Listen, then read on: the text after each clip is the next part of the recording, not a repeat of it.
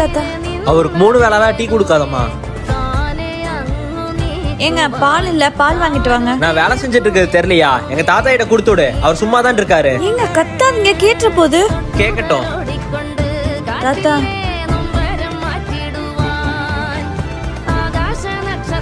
சும்மா டிவி பார்த்துட்டே இருக்காதீங்க, எந்திரிச்சு போய் தூங்குங்க. ஏங்க பெரியவங்ககிட்ட இப்படிதான் மரியாதை இல்லாம நடந்துப்பீங்களா? உங்களை என்னமோன்னு நினைச்சேன், கொஞ்சம் கூட மரியாதை தெரியாதவங்களா இருக்கீங்க. ச்சை. என்னாச்சுமா? உங்க பையன் தாத்தா கிட்ட இவ்ளோ மோசமா நடந்துக்கிறாரு. உங்க பையனுக்கு மரியாதை கொடுக்கவே தெரியாதா? என் பையன் கோவம் படுறான்னு தான் உனக்கு தெரியுது, அதுக்கு உண்டான அர்த்தம் என்னன்னு இன்னும் உனக்கு புரியல. நம்ம தாத்தாவுக்கு சுகர் இருக்குமா, அதனாலதான் என் பையன் 3 வேளை டீ கொடுக்க வேண்டாம்னு சொன்னான். அவர் வாக்கிங் போக சொன்னாலும் போக மாட்டேங்கிற, அப்படி அதனாலதான் சின்ன சின்ன வேலை கொடுத்து நடக்க வைக்கிறான். டாக்டர் அவரே ரெஸ்ட் எடுக்க சொல்லியிருக்கிற, அப்படி அதனாலதான் டிவி பார்க்காம போய் தூங்குன்னு சொல்றான்.